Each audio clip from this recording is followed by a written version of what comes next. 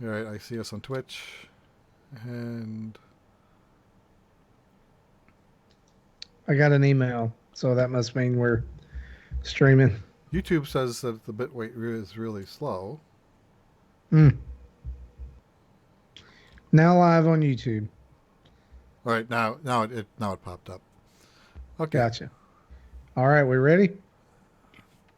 No, let me turn that on. We'll need that. Yep. All right, let me shut down these now, so I'm not trying to watch it while we record. All right, now, okay, I think I'm ready now. All right, here we go in 3, 2, 1. Welcome to Nintendo Dad's episode. I don't know. It's terrible. What episode is it? 261. Oh, shut up. It's been a while. Here we go. 3, 2, 1. Welcome to Nintendo Dads, episode 261, recorded live on January 2nd, 2020. On tonight's episode, we're going to talk about our game of the year for 2019, as well as your game of the year that you voted on. It's all your fault. You did this. Jesse, cue the music.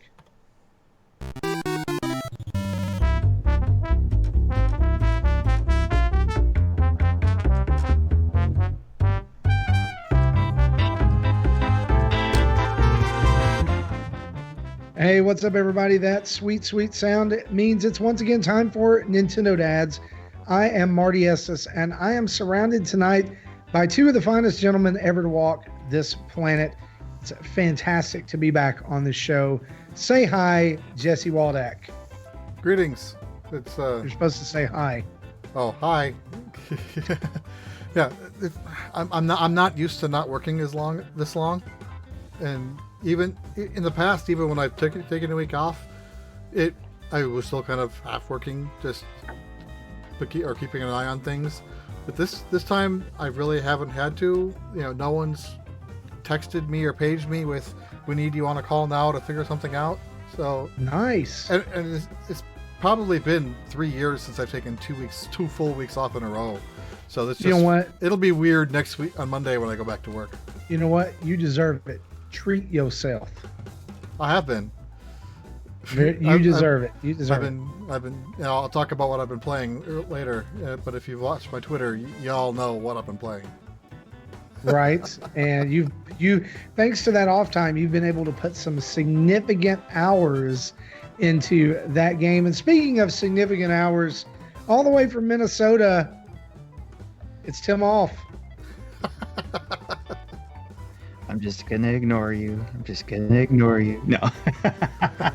You can't ignore me, Tim. I'm in your head. So, did you see my hat today? I got a new hat for Christmas. It's a Boo from Super Mario Brothers hat.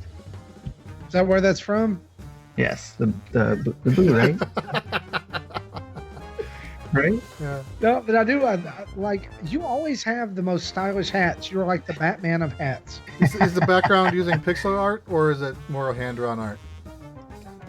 It is all hand-drawn, I believe. Okay. So.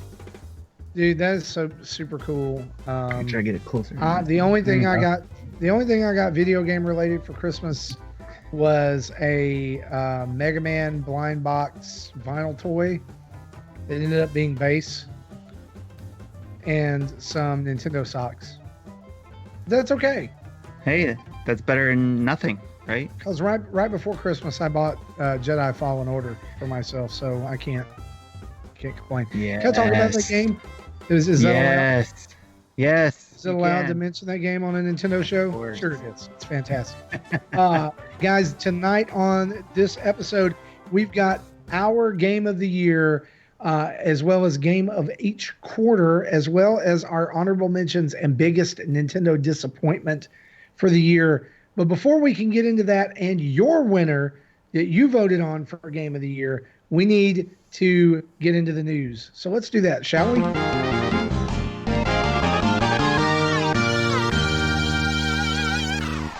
You know what? I lied. There's no news this week.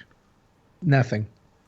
Just a couple of rumors about GameStop SKUs and games maybe or maybe not being rated for the Switch in Spain and New Zealand. We're just not going to cover those rumors right now. You know what? Here's what I believe. I believe that by the time we record our third episode in January, we'll have had a Nintendo Direct. How about that? Sounds reasonable. Thank you. I think it was around. I think it was around second week in January when we had it last year. Yep. New GameStop SKUs does indicate that Nintendo Direct is possibly coming, but like that's trying to like read smoke signals in the sky, guys. It maybe it's out there, maybe it's not. Stay off 4chan. Don't read the rumors and spoilers. Just let yourself enjoy it when it gets here. Aren't you supposed to stay off that anyways? Yeah, you really should. Yeah. Our news or no news this week is brought to us by you over at patreon.com/Nintendo Dads. Starting at $1 a month, you can get access to even more Nintendo Dads content than what's right here on the podcast, including Monthly Mayhem. Tim, tell us about Monthly Mayhem for the month of January. It's a month full of mayhem. No, I'm kidding. And you get to pay for it. No, it's a great program that we have two awesome dads put together and run for us. Zablanc and Drew, or John and Drew, over in our Discord. I love how Zablanc has just kind of become his name. Yes, Zablanc. Zablanc. They've put together some great monthly mayhems for us for quite a while now, for several months now, where our community can have some fun and compete for an eShop card and even get into a drawing for another eShop card. Yeah. And we've had several winners doing that, and which I hope they have enjoyed their winnings and bought some cool games with. And I think we had a break during the holidays, but we did. Recently they just launched a new video on YouTube talking about our latest monthly mayhem for January 2020, which is Ring Fit. Yes. It's Ring Fit, and I haven't touched it yet, so I need to get it probably on this weekend. I'll probably jump into it. Let me just tell you. Same here. I touched it 2 days ago. Yeah, I saw that picture. I saw your Facebook picture. It looked like you were ready to die. I've been walking like C-3PO for the last 2 days. Nice. I came down earlier. I came down a ramp at my office, and I thought I was going to go through the wall because I couldn't stop myself. My thighs hurt so bad because I did it the first day, and I did the whole thing. Like I did level 1, like World 1. Yeah. And then I did, and like I woke up the next day and I was tore up. Like I was, as they say, tore up from the floor up. Like if I push on my thighs, it hurts. And so like, I was like, God, I'm really hurting. And one of my friends was like, well, you just got to power through it. You just, those first couple of days, you just got to power through it.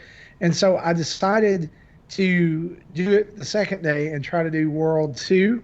And it was like, there's a setting on there. It's like, how did you think your workout was the first day? Easy, or I'd like a little bit more challenge or something. Well, I didn't want to say it was easy, right? Oh, so I put a little bit more challenge, and it bumped me up in the game 4 levels for a little bit more challenge. Yeah, I had to quit after like 8 minutes. I could not do it anymore. And I have not touched it today. And I'm hoping that it is hard for me to get up from a chair. That's how bad it is. So kids, listen out there, take it easy. Do your stretching. Don't dive in like old Uncle Marty did. Because now I really do feel like an old man. But it's fun. It's a lot of fun. Yeah, I can't wait to try it out. So there's that, and there's like a little side challenge this month as well, right? Yes. Yeah, I think they're going to start having a side challenge for those who don't have or don't want to participate in the main game.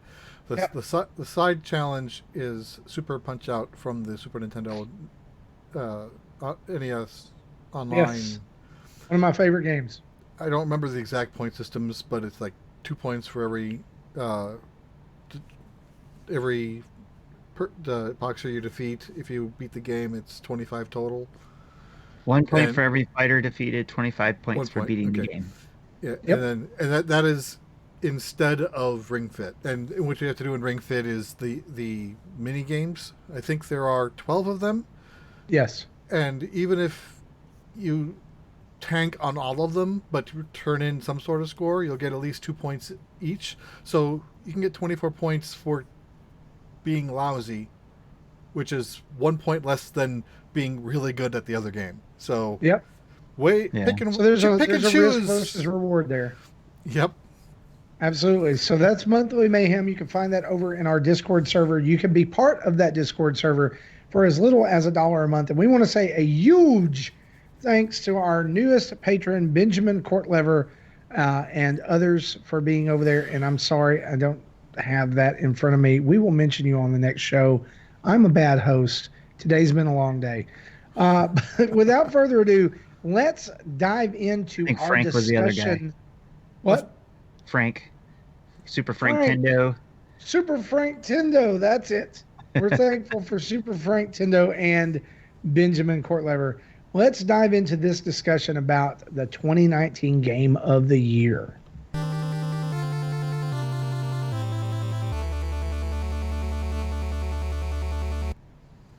All right, so the way that we're going to do this is we're going to break it down into two sections. We're going to talk about Game of the Year, your vote for Game of the Year here at the very end of this segment. But before we do that, we are going to talk about our Nintendo Year in Review. If you participated in our Game of the Year vote, you know that we began just a few weeks ago with this, where you got to vote on games from each month, which then narrowed down to games for each quarter, which then narrowed down to games, all of those gaming or games for the quarter against each other for Game of the Year. And we're going to reveal that winner at the end. But before we do that, we're going to talk about our favorite games for winter, spring, summer, and fall 2019, as well as our honorable mentions and our dishonorable mention, or our most disappointing Nintendo game or moment for 2019. So we're going to do this round robin style, just going around the table here, just kind of around the horn. And so, Jesse, let's start with you, because you said, interestingly enough, before the show got started, that out of the first 3 months of 2019, there was only one game you cared about. Well, yeah. Well, I think I said it last week. Most of the games that were talked about in the listener discussion are games that I either haven't played or didn't like. Yes. So, as usual, my list is going to be completely different than everyone else's list. And so, I looked through previous show notes throughout the year to see to remind myself what I played. And in 3 out of the 4 quarters, there's only one game of note in that quarter that I liked, which could mean I played other games I didn't like, or a game I liked wasn't released in that quarter. It was released previously, so it can't count. So ultimately, that's how I drilled down for my decisions for every quarter. Okay. So your game for the winter quarter is Tetris 99. All right. That's an interesting pick. As I'm looking back at our viewer votes for each season, and that did not even chart in the top 3. Maybe a little bit of explanation here. I know you've already said it was the only one that really grabbed your attention, but what about this game grabbed your attention enough to make it the tippy top? When it was new, it was just, the concept of a battle royale Tetris game was interesting to me. Tetris has always had a multiplayer component. Even going back to pre-NES when it was in the arcades. You can play 2 players and battle each other. So there's always been a little bit of a competition going on, but just adding 98 other competitors was just it. I wasn't expecting that to come. It dropped out of nowhere, and Yes. works surprisingly well. Yeah, I mean it was probably some people may disagree with me when I say this, but I think that was Nintendo's biggest surprise of the year I would because probably agree with because that. it was completely unexpected. There was absolutely no one who before that day said, "You know what we need? We need Battle Royale Tetris." But then it dropped and it took out off like wildfire, and it's still extremely popular. I think. I mean, like I still see people playing it. I still play it. My question is, have you gotten a Tetris Maximus yet? No. The best I've ever done was No. fourth place. And that was like within the first 2 weeks. And I haven't, Yeah. I barely get top 10. I'm So happy when I can get a theme. yeah, I've gotten a couple of Tetris Maximuses, and they're not easy to get. Like I really think each time I've kind of stumbled into them. But either way, I think I got one once in team mode, but that doesn't really count because I was still well, knocked out in like 70th place and sat there and watched the rest of my team win. and team modes are a recently released thing. I mean, that's a newer thing for that. Tim, what about you? Your game of the winter is So I kind of did mine a little bit differently too, where it was instead of doing honorable mentions at the end, just kind of encompassing all 4 quarters, I actually did an honorable mention for each of these quarters or seasons. So I'll mention my honorable mention first, which is will probably be a shocker for most, unless you listen to what games I kind of play, and that is my honorable mention is Super Smash Brothers Ultimate. So it is my honorable mention because, and not my top one, because I'm not usually a multiplayer gamer where I go and play the games where you play with other people and battle it out, because I don't get good enough to do that type of thing. So, but I enjoy that game enough. The single player games I enjoyed. I'm even playing the community games that we've done, even though I got my butt whooped several times. I still love going in there and learning to play against people. But my winter season one, again, will probably be an interesting pick for many. Would be Travis Strikes Again. I Wow. picked that one for that season because I like hack and slash games. And some people, I know Gary, he didn't like it too much because he felt it was repetitive, and some other things. And I think he's got a review out for that game on YouTube. But when I played it, I enjoy not having to think too much and just going sitting there button mashing and seeing how many combos I can do and how many people I can kill in those combos. So, and I had a lot of fun with that game. So that's what I gave my winter 2019 season. I gave wow. that game That to that was game. that was unseen. I did not see that one coming. But hey, fair rights. I mean, that's your thing. Yes. And just being fair though, you're probably one of the few people who enjoyed that game. So Yeah, I recognize that. Yep. And I but that mean, we see that in the votes or that even that's the votes okay before because I that. mean the whole idea of this is that there are going to be games that some people enjoy that others don't, right? Right. Exactly. And it helps hopefully see so people can see what kind of games I like too. Yeah, absolutely. So my game for winter 2019 is Super Smash Brothers. This was a shoe in. I mean, just looking at the releases that followed that. I mean, there were some indie games I was really excited for, but no big first party Nintendo games near the first of the year. Once you got past New Super Mario Brothers U Deluxe, which had nothing new in it at all. It was just a straight port over, except for Peachette. I'm sorry. Let me correct myself there. Peachette was the only, and the Super Crown were pretty much the only new things. Which the Smash Brothers internet was still more interested in a fan Bowsette, made character instead of that. right? So, Yeah, we're gonna just go ahead and keep the train on the tracks there. We're not gonna derail this early. But I will say that like Smash Brothers is still a game that is in very heavy rotation at my house a year later. My son and I play it weekly. We really enjoy this game, and it's the gift that keeps on giving. as far as still being able to unlock spirits and a fifth DLC character on the way. So for me, I think this was the number one game of that quarter by a long shot. And just going back and refreshing listeners' memory from last week's episode, it's the game that won this quarter by a long shot as well. 69% of you said that Super Smash Bros. Ultimate was the game of the quarter, followed by Wargroove in second place at 24.1%, and then a small sliver of what was left going to New Super Mario Brothers U Deluxe, which I guess some people were experiencing that for the first time. So not a bad game to release, and but just not anything that lit the world on fire there.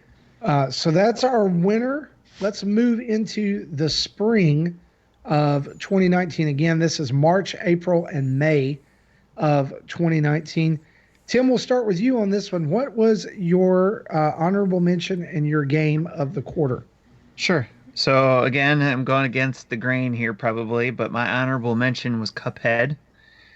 I did have a lot of fun with that, and so did my kids, actually. We all had fun with it in the house, but it certainly was a frustrating game and something that I didn't complete to this day. But I still plan on going back into it and hopefully trying again. But my game actually was an update. It's actually a DLC because it actually got me to play this game more so because I didn't play it on the 3DS. The Wii U, sorry, or the 3DS when it came out there. But that is Captain Toad Treasure Tracker Special Edition DLC, which came out around in that time frame in March. So because of that DLC, I played that game and a lot, and got to do the 2-player stuff with my kids, and it was a lot of fun. So I put that as my spring 2019 game. Cool. Yeah, that was another little, out of the blue thing. Did that get in? I want to say, did that get announced in a direct as well? And it was like, hey, it's available right now. Yeah, it was announced. You got to play the first level or something like that in the February direct, but then all of the whole DLC released in March. That's 14th. right. That's right. It was about a month later. Okay. Yes. Cool. For me this month, it was Cuphead because it's a game that I had been longing to play for a long time. I love the art style and the just the visuals and the music of Cuphead. Finished this game completely, 100%ed it. Loved it. Can't wait for the DLC to come out. My son also fell in love with this game. Had to have the Cuphead and Mugman plushes, and it's still like I still catch him playing it, and it's not one that I can play co-op with him because like I'm such a perfectionist. I don't want to, like, he distracts me. But and I don't think I'll ever like bump up and play it on hard difficulty or anything, but I played it enough to beat the devil and get 100% on that level of normal or whatever. Nice. And that's enough. It's enough for me. It's just such a unique game. And I know it's one it's that, like, fantastic. look at and it's like, oh, well, Xbox had it for years. Well, it's a huge deal for it to be on Switch. Right. To play that on the go is a huge deal, and I love playing that on the go. It's absolutely, completely, and totally 100% made for the Switch. Which, I mean, it's like it always was supposed to be there. So that's my spring 2019 game. Jesse, what about you? Yeah, mine was SteamWorld Quest. It's a game I had a review copy of it, so I was able to play it a few days early, and I played through it. And I normally don't like card-based games, but this one I did enjoy, and played through it. And I don't think I ever went back to it to see what I missed, but I still remember enjoying it, and I knew when I was playing it, I'm like, okay, this one I need to keep in the back of my head as a Game of the Year contender, because that's I knew I enjoyed it that much, which I never did write anything down. I've been telling myself this since that game came out in April, and so I've been telling myself for 6 or 9 months to write stuff down, and I never wrote down. So I need Well, to at do least that you for remember 2020. now, right? I'll need to remember to do that for 2020. Yeah. And that is a fantastic game and one I still need to finish. It's on going on my big list of games I have to finish before I buy Animal Crossing. Uh, but I think I'm about halfway through, so it shouldn't take me all that long. Just as a mental refresher here, your votes for spring 2019 game of the year coming in at 58%. Cuphead takes the cake there, followed kind of closely by Yoshi's Crafted World, which released in March. And then in May 2019, the Castlevania Anniversary Collection taking a small piece of the pie. And that was a fantastic little release, too, as well. And I almost voted for that one, but I didn't. I voted for Cuphead instead. So going into summer 2019, my game of the summer was Astral Chain. I loved this game. I love everything about it. I love the story, the art, the direction the game took, just the combat, everything about Astral Chain was fantastic. It being a brand new IP from Nintendo and Platinum, I thought they nailed it. I really, really, really hope there's going to be a sequel. And with the rumor that it was maybe possibly supposed to be a trilogy, it may happen. But if you've not played Astral Chain and you're a fan of like Bayonetta or Devil May Cry or games like that, you owe it to yourself to play this game. There's a couple little things about it I don't really care for, like some of the controls and where they try to make it a platforming game when it doesn't really need to be. But other than that, I loved Astral Chain enough to rate it higher than Super Mario Maker 2, which is a big deal if you know me. What about you, Jesse? Yeah, my summer game was Dragon Quest Builders 2. Another game that I had for review, and I was planning on playing something else, and when that came in, and that just kind of skewed my entire year. So what I was planning on playing, I don't even remember what I was planning on playing in place of that, but I ended up playing it, but then that pushed other things. So and I've talked about this several times on the show, but I think this was like a 60-hour game for me. I've put it in over like the course of 2 weeks. That I liked the story aspect where you go from different island, and each island starts you with almost nothing. You have to start from ground zero with your components, and you have to build everything up from scratch again. Wasn't that Dragon Quest 1 and 2 and 3 that you were going to play? And then those got pushed? Yeah, which I did play 1 and never got around to playing 2 and 3. Okay. Yeah, and then at the end of the story, then it opened up the sandbox mode, which I had no interest in because I just wanted the story part.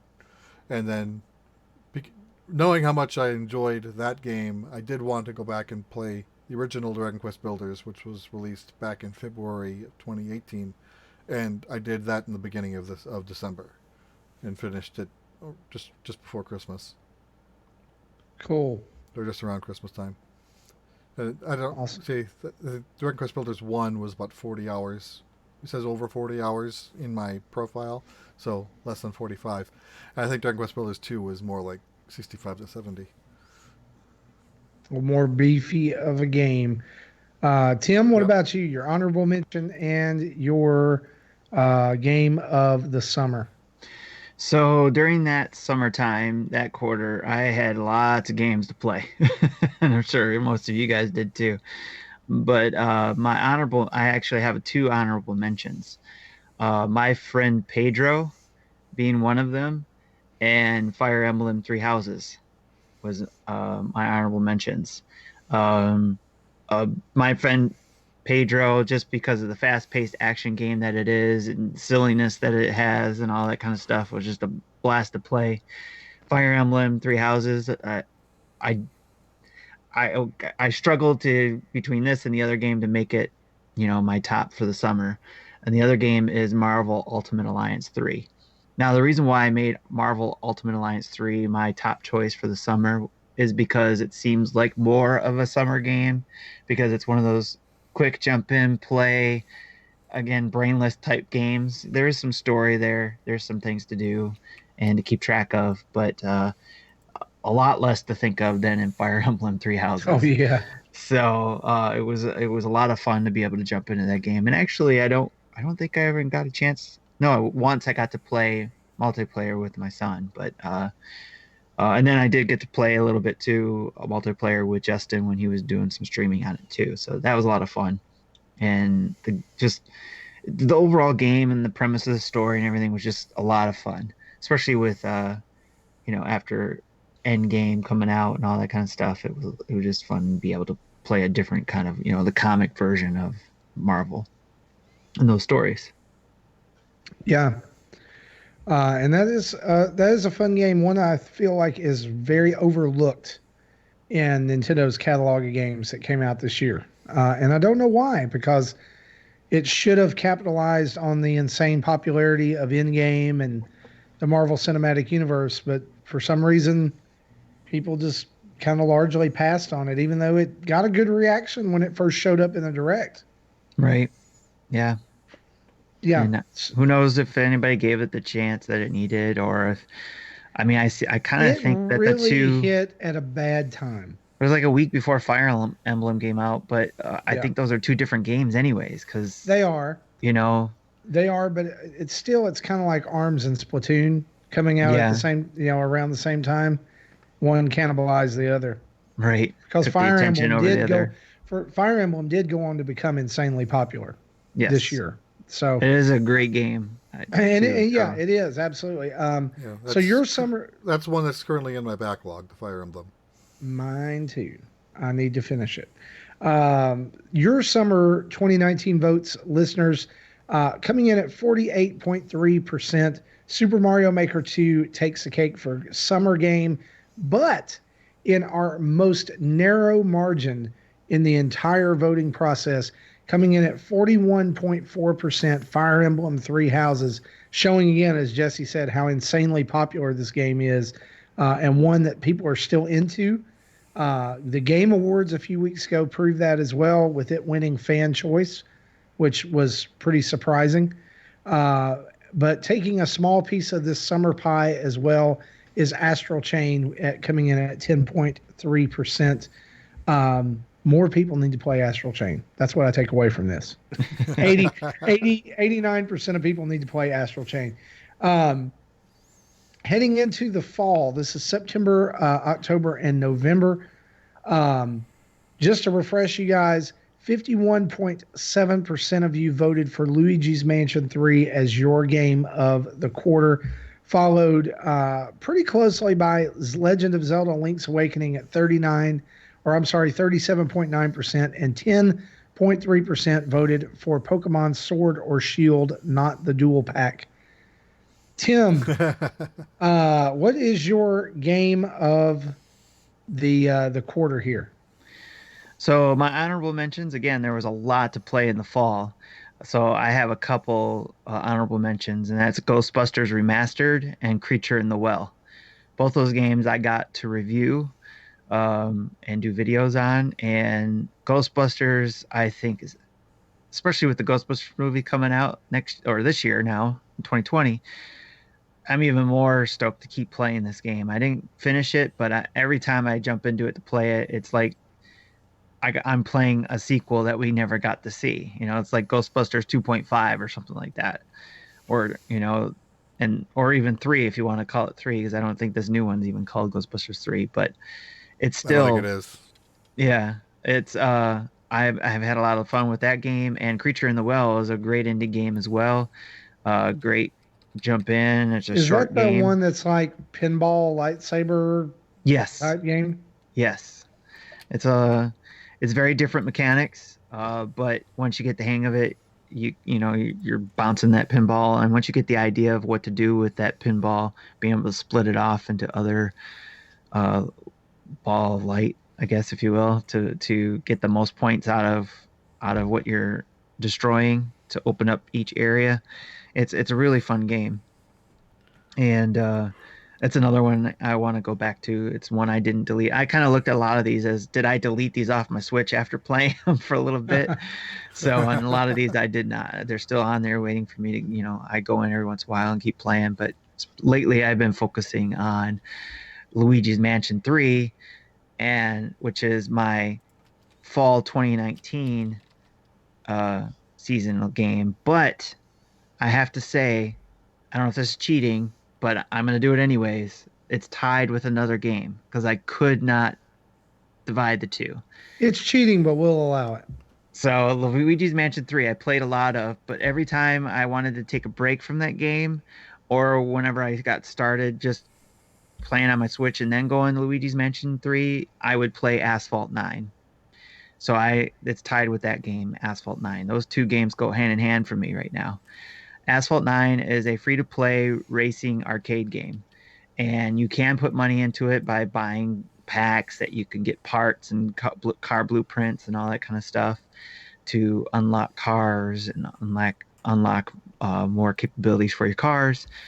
But you can play for free, and for a time there, I was playing without spending any money. But I loved the game so much, I actually put some money into it to show some love to the developers.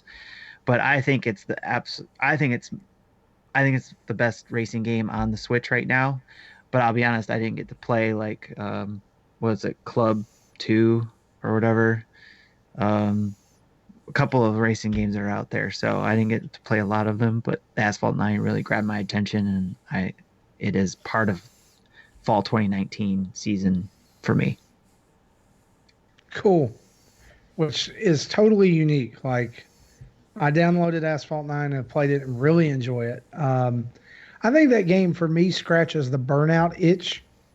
Yes. That has That's not probably been why I love it filled so much for a while. So like Yes. I think it's high time for a new burnout game that is not some like online only, always connected mess. Give me Yeah. Burnout 3 with scenarios and all that all over again. Yeah. Anyway, Jesse, what about you? Your game of fall 2019. Okay, so as I said, in the first 3 quarters, I only had one game that I wanted to talk about. So fall, I have 3 games. So I'll call the bottom 2 my honorable mentions, which are Cat Quest 2, which I like the first game. The second game just more of the same, and looking forward to the third game when that comes out, because that was a big. I don't know if it was how much of a spoiler it is now. I gave it a few months before mentioning it, but that was announced at the end of the game, kind of a big conclusion of this over multi-game arc.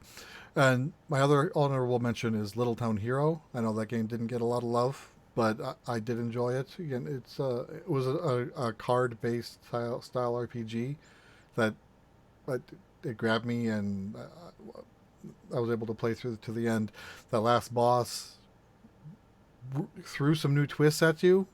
It wasn't necessarily new concepts. It's just kind of existing concepts applied in new ways. So the first time I just got clobbered, and I really had to rethink my strategy against how to go up against it. But I was able to beat it. So, my fall game is Dragon Quest XI: Echoes of an Elusive Age Definitive Edition. Big, and then I'll talk more about that later on. But I didn't get a chance to play that game at launch like I wanted to. But I finally did. I started playing it before I went to bed after recording last week. I started playing it and have put significant hours in to get to the point of past the halfway mark. So definitely, and I've enjoyed it immensely. I didn't want to put it down. I didn't want to go to sleep. And that's the sign of a good game right there. Yeah. So definitely, even though I haven't finished it yet, I'm calling that my fall game. Awesome. So for me, this was a really hard one. I was telling the guys before the show, so many good games came out in fall of 2019. We already mentioned the 3 of those that you voted for. Link's Awakening, Luigi's Mansion 3, and Pokemon Sword slash Shield, all of which are pretty fantastic games in and of their own right. For me, it was a hard choice, but I'm going with Link's Awakening simply because I love that game so much. The whole package of Link's Awakening. That's it. I thought the way they did this was fantastic. The only thing that kept it, um, well, yeah, the only thing that kept it from being my game of the year is the fact that they had an opportunity, a lot like they did with Samus Returns, to add a little bit of post game content or a little bit of something extra to it, and they didn't. And so, it's just Link's Awakening, which saying to me, it's hard for me to even get those words out. Saying it's just Link's Awakening, it's probably number 2 on my list of Zeldas, behind Wind Waker. So it was easy for me to name this my fall game. I 100%ed it. It's fantastic. Everybody needs to play it. Is it worth $65? Yes. Yes, absolutely. Yes, it is. And if you can find it for cheaper, great. Fantastic. Tim has already given us his honorable mentions for these 4 quarters. Jesse, let me throw it over to you. What are your honorable mentions for the year of 2019? Yeah, well, I've also kind of mentioned them because I didn't have any more outside of the 2 that I mentioned for fall. Oh yeah, yep, that's true. So I guess I'll mention mine then. My honorable mentions would be New Super Lucky's Tale, which I just got a hold of in November, into November, leading into December. Probably one of the best 3D platformers that I've played in a long time. Just finished it up, and I'm digging into post-game content right now. Also, The Tourist by Shin'en Interactive, the makers of Fast Racing Neo. Totally little charming puzzle platformer, done in a really cool Minecraft-ish block style for characters and things. It's got some really sick lighting effects too. Like, I did not expect that at all from this game. But it's a ton of fun to unravel the mysteries of this island. And I'm going to throw Fire Emblem Three Houses on my honorable mentions as well, because I normally don't care for Fire Emblem games. Like, I like the idea of them, but I don't stick with them. And this is one game that, yeah, I haven't touched it in a little bit, but I'm definitely going to go and finish this time because I'm in the story now. I want to know what happens. The mechanics have got a hold of me, and I think it's probably the best Fire Emblem game that they've made outside of Awakening, which I think is probably the most popular one besides this. So those are my honorable mentions. Before we talk about Game of the Year, though, let's talk about a little bit of a downturn here. Our biggest disappointment of the year. Jesse, I'm going to start with you on this one. Your biggest disappointment of 2019. Well, I think because I'm probably the most jaded out of all of us, I don't get disappointed often because I have low expectations. I've learned my lesson years ago, and I don't fall into that trap much anymore. So, but there was one game that stood out to me as a game that on paper I should have liked, but it just had enough small issues that it ended up being going south on me. Was Y2K, a post-mortem RPG? Mm. Justin also played it for a while as well, and I think he had similar complaints that I had. We talked about this was like a February game. And it had a lot of issues, long loading times. I liked where the story was going. I just had no desire to want to continue that to get to see where it's going to lead. Now, the game was patched that supposedly fixed some of the issues, but I never got around to going back and checking. And if I did start over, I'd have to start over because I wouldn't know what I was doing anymore, and you know, I still think I got like 20 hours in, and that's a lot of back retreading, Yeah. and a Okay. lot of and just a lot of people who didn't really follow the game like we did, uh, would like I've heard of news like other podcasts and news sites pronounce it yeek because it looks like YIIK, Yes. and I'm like, no, that's not how it's pronounced. It's Y2K. Tim, what about you? Your biggest disappointment of 2019? My biggest disappointment is Nintendo still hasn't given us eShop or Switch home screen user experience enhancements. Mm. Yeah, that's a big one. We're still waiting. I mean, I have to look back. Maybe you guys might remember, but when did they give us the 3DS enhancements? When they did the whole, they did a big UI enhancement and stuff like that. Was that a few years down the line? I think folders was within like the 2 years, 2 or 3 years, and then another Nintendo few years after that they added badges with the badge arcade thing. Right. Yeah, I do Nintendo remember the rolled out badges came later. 3DS themes in 2014, October of 2014. But I think folders were still before themes. Okay. Themes and badges might have been around the same time. Badges came with with that game, right? So Yeah. with the badge thing, but yeah. So just the they've been doing pretty good listening to feedback from everybody, right? From their customers, but just I don't understand what's taking so long behind doing an eShop experience upgrade and your Switch home screen. Just being able to give you some folders. I mean, I'm not looking for crazy enhancements. Just being able to give you a folder or something to be able to categorize your stuff. Yeah, 3DS folders was April 2012. Yep, you're right. And that's crazy to me that we have a feature from 2012 that has not been implemented in 2020 in Nintendo's newest system. And they have a theme area in settings with 2 colors. Yep. And you can't even pick different colors. Yeah. And we had colors from the very beginning of the 3DS. Yeah. You had the least colors. Badge Arcade was November of 2015. The rumored 10.0 update is coming soon for Switch, according to the rumor. And some people are thinking that I saw it announced that the Switch Online was going to go down for the system update.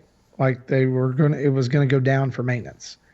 And it was saying that that's the first time that it's going to go down for maintenance since the Switch launched for a system update. Okay. So they were saying that it's possible that something big is coming. Well, but we say that every time there's going to be a new. It's like, 7.0. Oh man, here's those themes. No, some new icons for profile. USB headphones, right? That's what it was, or something like that. No, that was 4.0. Some of it's been useful stuff. Yes. I know they've been tweaking things here and there, and who knows, maybe those tweaks up through 9 has been preparing for something bigger. But my goodness, especially the eShop. There's been plenty of people complaining about being able to curate or find things in there, right? So well, the good thing is that Tim, you're not the only one. I was browsing a news site earlier today, and a very high profile director of games has said that he hates the Nintendo Switch user interface. Care to guess who that is? I saw the article, but I didn't see who said that. Third party or third party Nintendo? Platinum Games director Hideki Kamiya. Oh, okay. Said this, and I'm not going to read it all because we're a family show. He said the Nintendo Switch's home menu is a piece of crap. Mm. All the blank, gigantic game icons are lined up in a row. but the rest of the games are tossed into a trash can called All Games. I wonder, have they, the people who made the menu, ever played the Nintendo Fanboys Switch? Yeah. Wow. Which that's he's right. I mean, Yeah. let's be honest. At this point, we're 3 years into this, almost, right? And Nintendo, what the heck, right? Yeah, I would think they would communicate that a little bit better if it's true. I would feel better. I don't know about everybody else, but if it's something to where they just come out and say, we are trying to keep the system speedy, fast. So that's why we take our time in doing these things. Let So me say this. The icons on the All Games view are smaller than they are on the main screen. mm, So it's not a speed thing. yeah, All right. You can at least allow me to resize my icons on the main screen so that I can have more than 10 games. right. Come on. They should have the icon arrangement that they have for NES Online, where if you want 5 icons in a row, sure, they'll be shrunk. But if you only want 3 and have them bigger, then Yes. you can do that. Yep. I agree with that. At first, I Right. thought that was a silly way to do it, but the more I think about it, I'm like, that's kind of awesome. It's kind of a genius Yeah. thing to do. You can kind of Because then games you can make want. you can if a game that you play a lot, you can make that stand out. Yeah. Right. I think that's stuff that's got to come, and they've got to hear this. They've surely they hear it. Surely they know that people are talking about it. I like it's one of the most tone deaf things in gaming right now. I mean, I hate to say Yeah. that, but because it sounds so dramatic when you say it, but I mean, these are it would be one thing if these weren't features that we had on other systems, A right? small handheld that you can carry around. Right. Right. Or And even the 3DS eShop, interface right? was slow as Christmas, and guess what? People just got over it. Yeah. Oh well. Well, and the eShop is all online. I know that's more directly, when you connect online, but still, that's the thing. It's online. We're Right. playing games when we connect online, right? Through Stadia and, xCloud. We're putting all this weight in the cloud. Why can't we put all this weight on the eShop in the cloud Yeah. and be able I- to do all these fancy things user experience? That would require them to buy servers, Tim.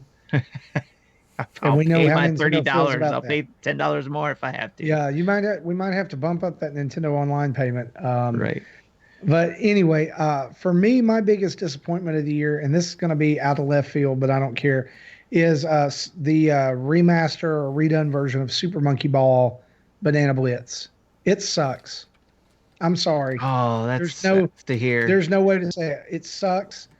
It comes wrapped up in a really slick package, and That's a I was bummer. really excited about it because I thought, it wasn't the best game when it first came out. It was all motion control and stuff because of the Wii. And so it controls fairly well. It's Monkey Ball. If you've ever played Monkey Ball, you know what you're going to get. But for me, the draw of Monkey Ball is all the mini games.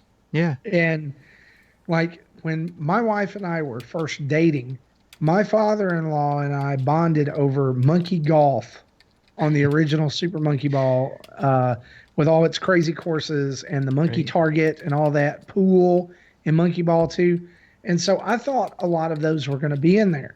Yeah. And they said, that they had culled down the mini games and they'd only chosen the best ones.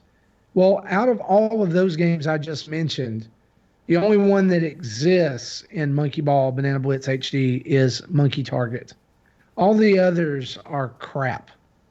And I just I bought it sight unseen. And the thing is that Sega didn't even publish the list of mini games ahead of time. I could not find anything on it anywhere. Anytime I looked it up, it was a list of the Wii games, not what was on the Switch. And that That's should have told me. probably not an accident.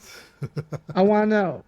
And now I know. And I regret my $40 purchase. It was, I hope they're I not booted doing- it up one time, played it one time, and then deleted it off my Switch. Oh, It was super disappointing. And I know some people were disappointed in the fact that it was just a redone game. Yeah. But I hope they're not I doing have anything another. shady with trying to do maybe some DLC where you can download those Oh, extra games. I'm sure that's the idea. I don't know. I'm going to cheat a little bit here because you cheated earlier, and I'm going to mention my second biggest disappointment of the year, and this is where somebody in our community I know is going to think I'm an idiot, and I don't care. Wargroove was my biggest disappointment of the year. Such a letdown. I thought that it had such promise leading up to it. And then there was delay after delay after delay after delay, which eventually became the release of a pretty lackluster, overly difficult game that I feel like was overly difficult to pad out the fact that it wasn't very long. They tried to artificially manufacture longevity by Hmm. making it ridiculously difficult. Eventually, they went on to patch it and make it easier to play. But even in the easier to play modes, you don't get as many stars, and it just it fell flat for me. I was not a fan of it. That's another bummer. Yeah, I know. Like I was really hoping that we would finally, and like leading up to it before we really knew what the game was about, and all the tweaks that ended up being in the game, it really looked like it was going to be more Advanced Wars and not more Fire Emblem. And it ended up being the opposite. It ended up being more Fire Emblem than Advance Wars. And I guess that's a place that fell flat for me too, as I was really looking forward to the next Advance Wars type game. Right. And when I didn't get it, I got a little upset. So yeah, Wargroove was my biggest disappointment of 2019.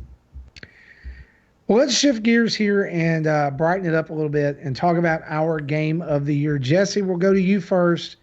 After all this discussion, what is your game of the year for 2019? Yeah, I actually had to think hard about two of these because Dragon Quest XI, I'm really loving, but I haven't finished it yet.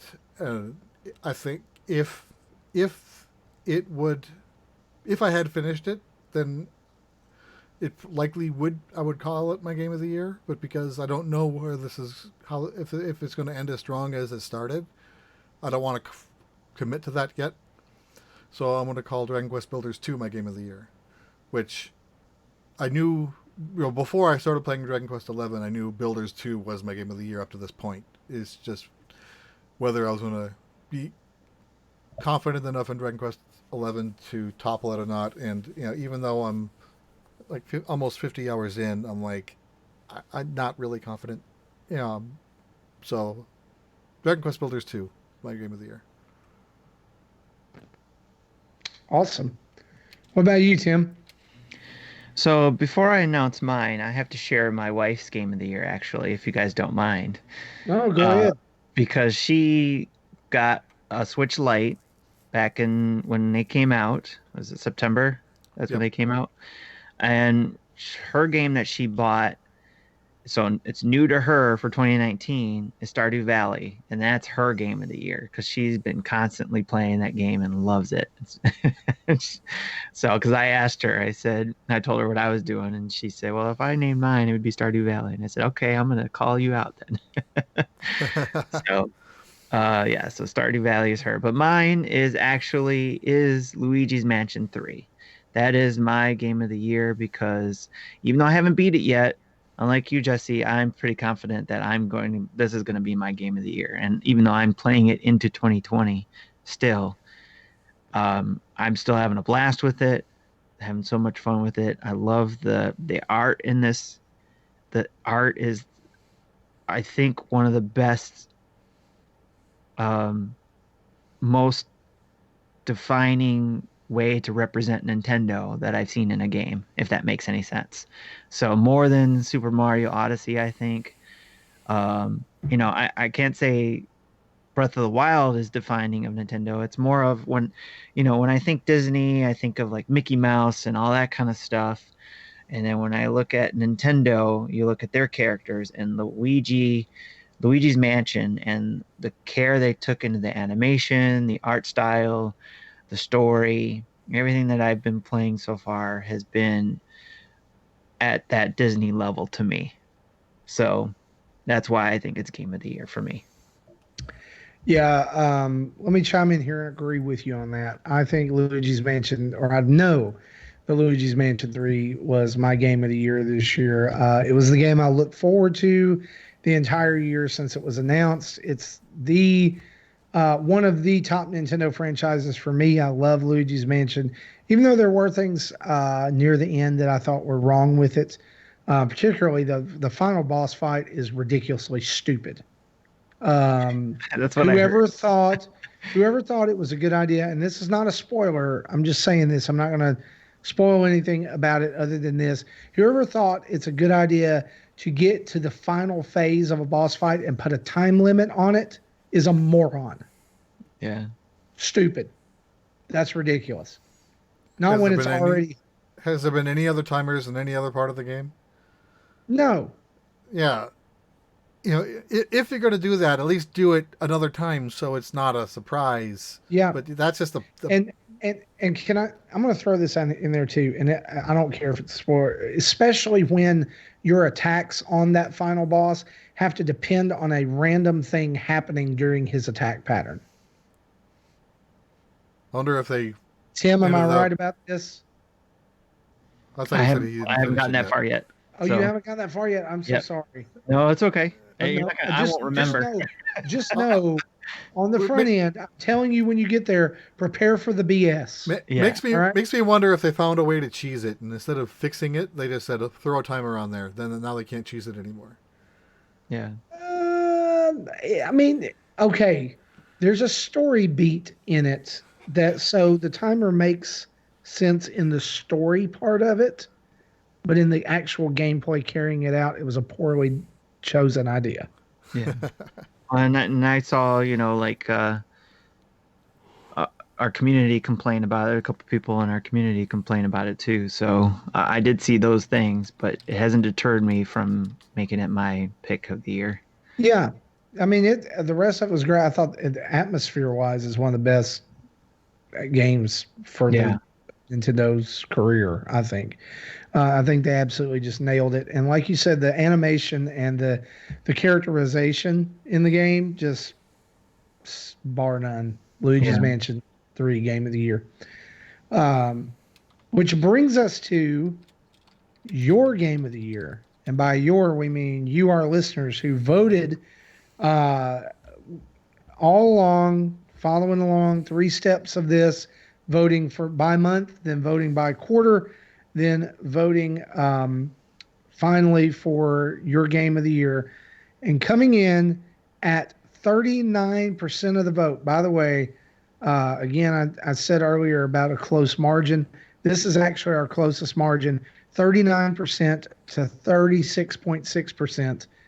Game of the Year 2019, voted on by you, the listener, Nintendo Dad's Game of the Year, is Luigi's Mansion 3.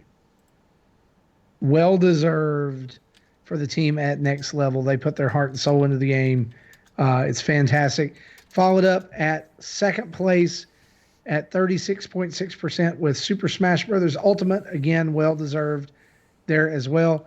And then slightly less, clocking in at 22%, Super Mario Maker 3. And then with a very small sliver, Super Mario Maker 2. That's right. He's jumping ahead to the next year. Yeah, I'm just getting into the next year. A little small sliver of the pie, and by small, I mean small. At 2.4%. 2.4% of you voted for Cuphead as your Game of the Year. All 4 of those games, pretty epic, well deserving of the honor. I think it was. But Luigi's Mansion 3 is our Game of the Year, or 2/3 of our Game of the Year, and your Game of the Year, according to your votes. Thanks for playing along. This will be something we do next year as well. Yeah. Justin wanted to be on tonight to share his. He wasn't able to make it, and he was then he wanted to record his responses so I can play in the conversation. He didn't get around to doing that. I think he found out way too late that he can't make it. So he said he was going to put out a YouTube video probably tomorrow talking about his responses. Be looking for Justin's Game of the Year and biggest disappointments. And we'll have to in the coming poke Gary to see what he says. Yep. Yeah. We may even poke old Zach Erickson over there and see what he says as well. I don't think he's played But anything. he's played a few things. Sure, he has. Very quickly, let's roll into what we've been playing lately.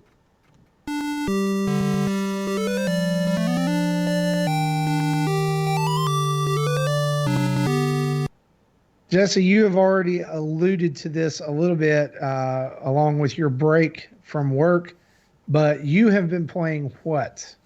Dragon Quest XI: Echoes of an Elusive Age Definitive Edition. Yeah. And is it the definitive edition to you? Well, I know why they call it Definitive Edition because the original PS4 version, it has is the base gameplay.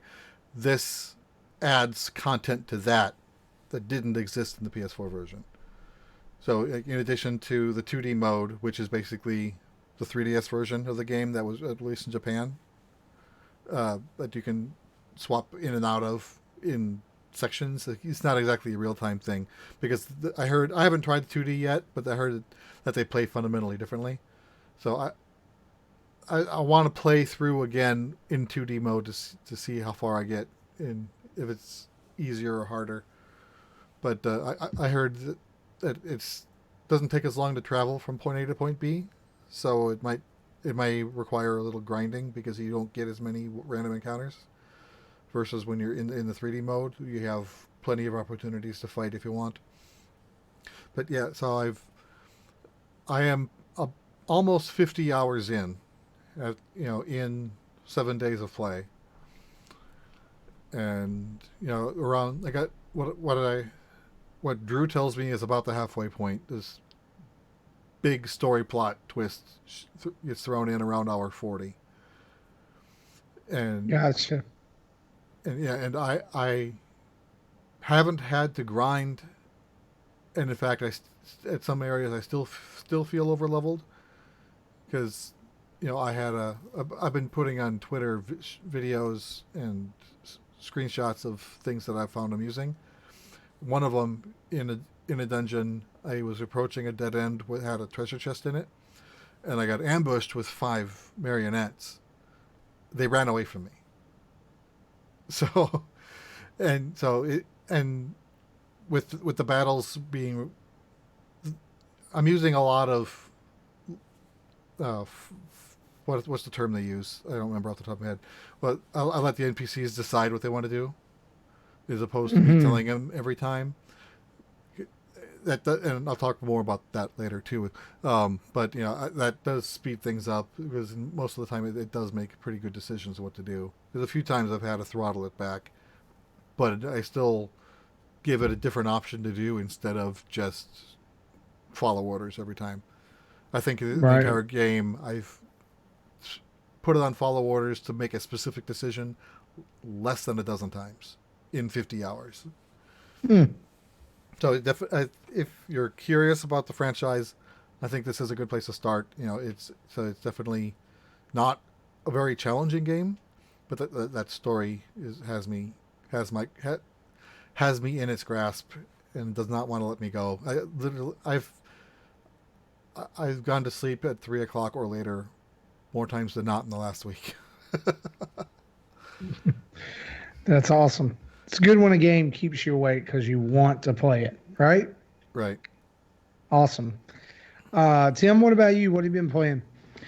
Well, as I mentioned before, I'm still continuing Luigi's Mansion 3. I think I'm, if I remember correctly, level 8 now.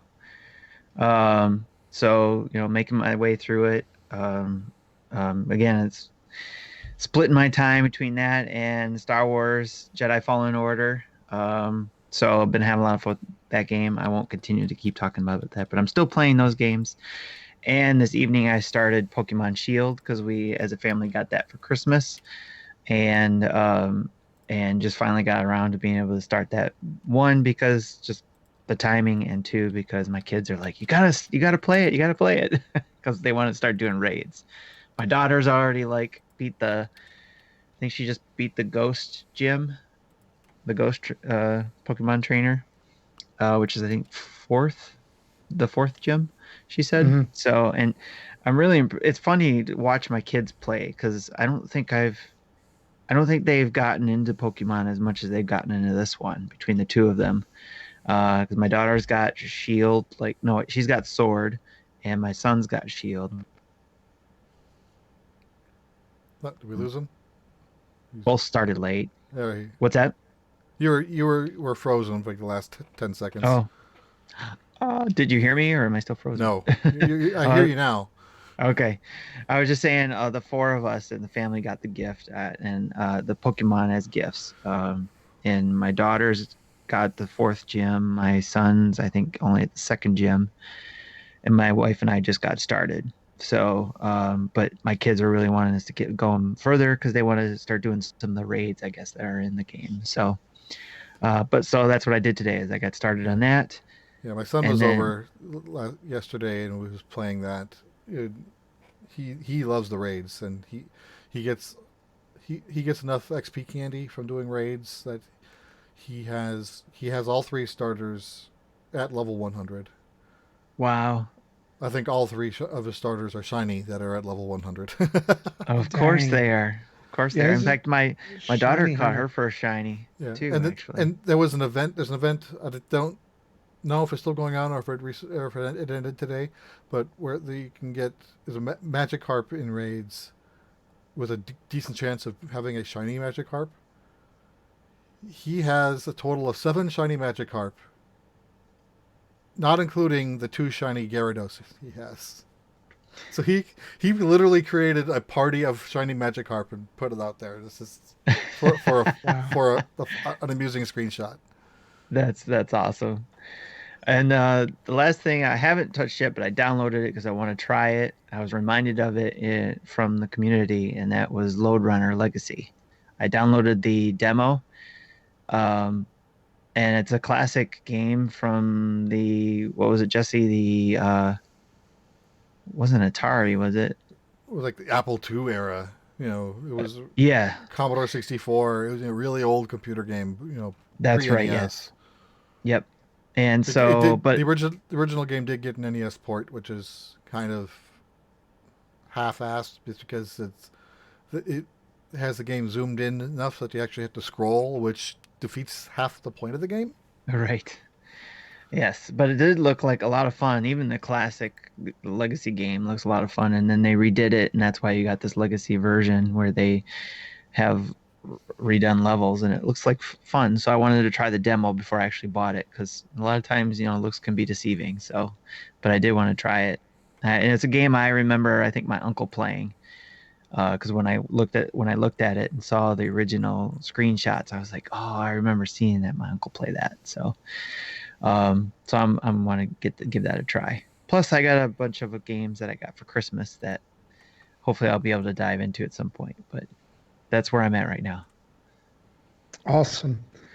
So I've been playing new Super Lucky Style. I've already kind of talked about that. Finished it, and diving into post game content right now, as not as we speak, but this week. I've also been playing the Messenger DLC, which is something that came out and kind of slipped under my radar. I haven't been able to play it, but another game that um, I both started and finished over this week is Greece. I decided to pick this up when it went on sale after it won Games for Impact at the Game Awards, and I loved my time with it. I can't say it's like my favorite game in the world, but just the art in the game and all the watercolor effects and different things were really, really super cool. I guess it's and I was trying to explain it to somebody else earlier that it's not really like you're playing a game, even though it is a platforming type esque game. It's more that you're moving through an experience, right? Yeah. You'll finish it in about 4 or 5 hours. Um, I don't know. It's a game that I would recommend at full price, but if you are a person who has struggled with depression or loss or something like that, I think I would recommend the game to you as something that might even be therapeutic Yeah, because it does deal with those themes. Right. Pretty I heavy. watched my daughter play it, and it was she played through most of it, showing us the game, and it looked great, and it kind of gave me Journey vibes. Yes. So, and Yes. along That's those lines, and I think it may still be on sale, or maybe that sale ended today as we're recording this. I'm not sure, but like it's definitely worth the experience yes. if you haven't gone through it. But it's not going to win like game of the year or anything. It wasn't even on my honorable mentions list, but it was And definitely a unique Looks like experience it's and like one two and I'm a half glad that I dollars took. off. It's normally 17. It's down to about 14 and a half. Oh, see, I picked it up. It was like 7.49. Oh, yeah, if you're a fan of Journey, I would say pick up this game. Yeah, definitely. Music's good. It's great little atmospherical title. So that's what I've been playing. I'm about to dive into Jedi Fallen Order some more. I'm playing that as well. Yes. I've just gotten through like the second trial. Like I just got the force push ability. So It's awesome. I yeah, just love the progression of this game. Just more and more yeah, powers you get, the more it's you're just like, cool. ooh, it's so cool. Yeah. That's my game of the year. Oh wait, it's on a PlayStation. You can it could be your game of the year. Guys, let's skip over to community spotlight real quick.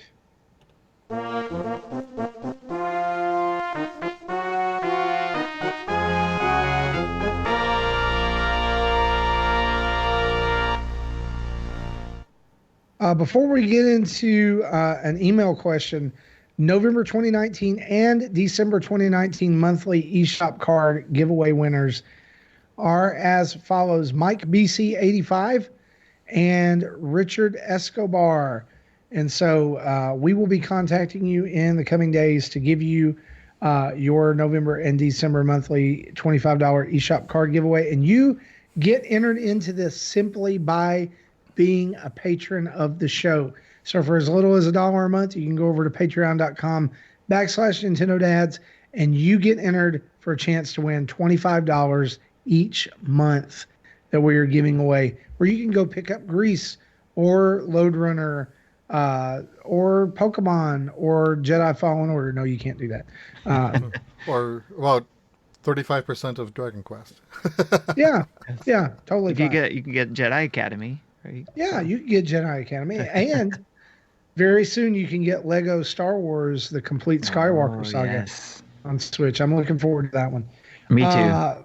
We got an email from Ben Corlever, our brand newest patron, and he says this: "Hey dads, just wanted to give you some love on the amazing content you create and share. Thanks for all you do.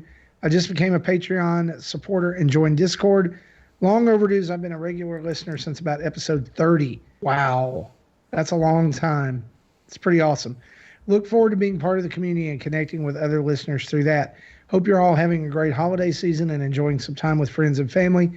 Since it's the holidays and a time for making wishes, what's your biggest Nintendo related wish for 2020? I'm wishing for Pikmin 4 to finally be revealed and released. I'd also love a sequel to Mario plus Rabbids, ideally with Waluigi as a playable character. Yep, He's already rabid. my boy. What? He's already rabid. That's right. That's my boy right there. I like this Ben. He's a good fella. He says, wishing you guys all the best in 2020. Let's hope it's a banner year for Nintendo Dads. We are hoping it will be as well. Jesse, real quick, I'm going to throw it to you. What is one wish for Nintendo in 2020? I kind of agree with his Pikmin 4. And going back to something I said earlier about, the high hopes, low expectations, is I really have not come up with any wishes of my own, because if I do, I'll probably be disappointed. Yeah, So, kind of pleading taking the the fifth on Zach this one. Harrison route. I see you. Yeah. I see you. But yeah, I would love a Pikmin 4. I was kind of disappointed in the 3DS thing we got instead of a real Pikmin 4. Hey, Pikmin. Yes. That was Pikmin 4. I'm sorry to tell you. When Miyamoto said Pikmin 4 is I near know that's what completion, Miyamoto meant. But Pikmin 4. we're hoping for a numbered Pikmin 4. Okay. I got you. Tim, what about you? Your one Nintendo wish. Just one? Oh, come on. You remember what I was complaining about? My disappointment for 2019 was my wish for 2020 is to get that user experience fixed. Yes, I That's got my you. wish. I got you. My one wish for 2020 is, and this is not maybe Nintendo related as much as it is, it's a game on Nintendo, Mega Man 12. There you go. I want Mega Man 12. Or, at this point, I would even take a reboot of the X franchise. Mm. Or You And wait. X, no, You say you would take a reboot of I the X? would take reboot, a reboot of the or X just franchise. I, just a new X game, no, like X8 or whatever the newest one no, is. because see, it's gotten too far into butt rock anime territory, and I'm not. Mm-mm. See, I'm not a fan of butt rock Mega Man. I'm sorry. Shell Shocker said it would be X9, but I probably would enjoy the anime part. I just don't like the gameplay part. There you go. My other little small wish: a trailer for the Mario movie. Oh yeah. I would, yes, I would be okay with that wish. By the way, on that note, did you guys see Nintendo of America's tweet tonight about the urinals at Super Nintendo World? No. No. They're piranha plants. Oh no. You Nice. pee in the piranha plant's mouth. That's Water, hilarious. water the plant. That's what the tweet said. Really? Yeah. Oh, it's fun making a joke, the same joke that someone else makes. You need you need to go look this up right now if you haven't seen it, just for the comedic value. Is that their Uh, title? It says, I'm going to look this up now that you've got it, because now I got to find it, and I can't spell Nintendo. Well, while you're looking, I'll go on to our Facebook question. We got a question from Jason Frost, who kind of called me out just because he knew I was playing Dragon Quest. He says, I just started Dragon Quest 11 and noticed you have also. This will be my first jump into the Dragon Quest universe. Just escaped the sewers, knowing you have played most, if not all of them previously. Just looking for some advice on anything I need to know about the game or recurring themes I should be aware of. And I kind of gave a pretty lengthy one, so I'll paraphrase some of it. But my answer is, but it's still, I don't do any spoilers. I don't really talk about 11 much, but I talk about what previous games have done, so things that to look out for or watch for. So in terms of themes, most of the base monsters and spells are all pretty much the same. Many go back to the first game. Bosses are usually new with each game, but I've seen some mini bosses recycled from previous games.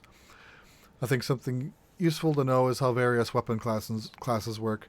Most weapons are single target, but you do have a few that work a little differently. Knives and daggers often will have a chance to add extra effects to attacks. Whips can affect groups of enemies, but not across multiple groups. And gave an example.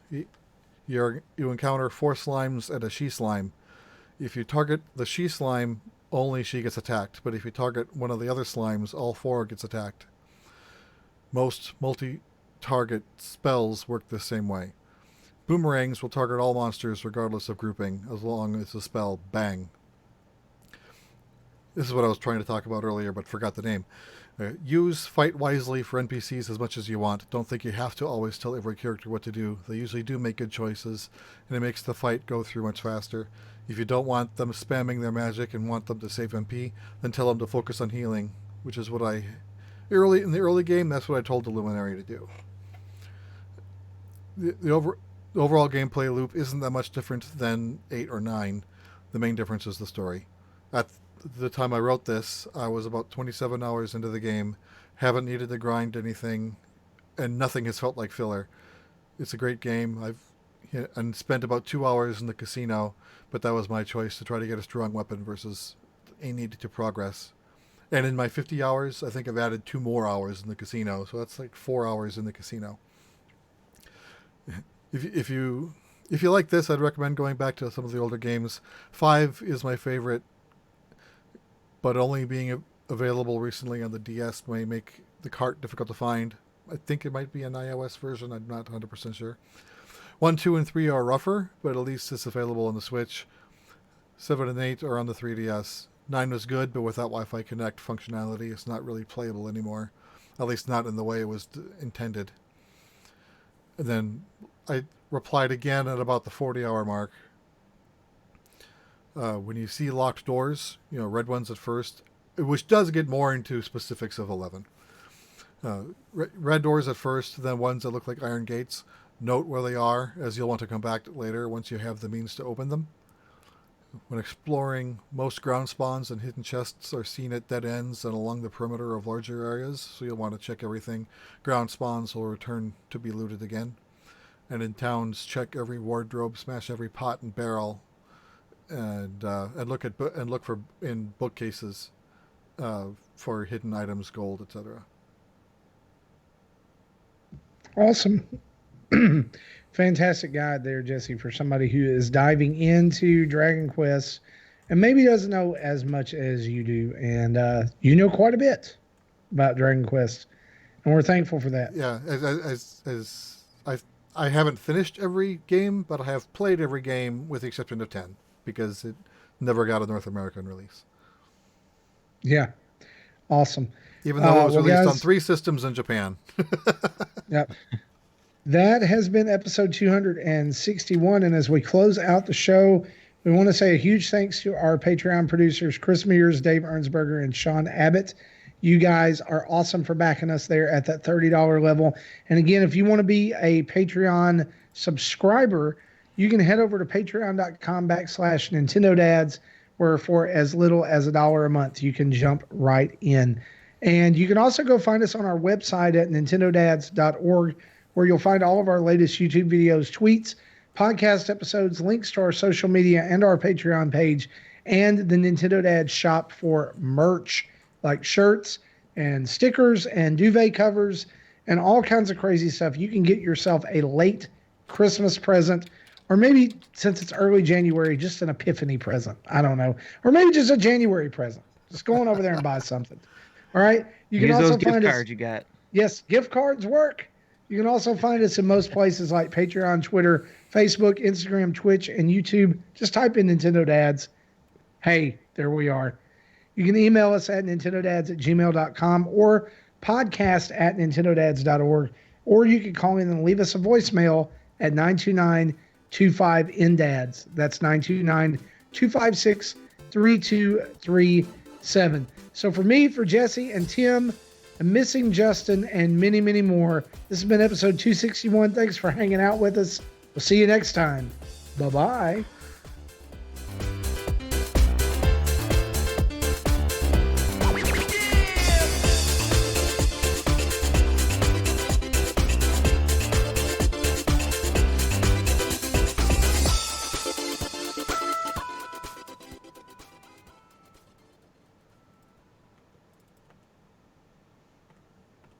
Thank you for listening to Nintendo Dads. Maple syrup mousses.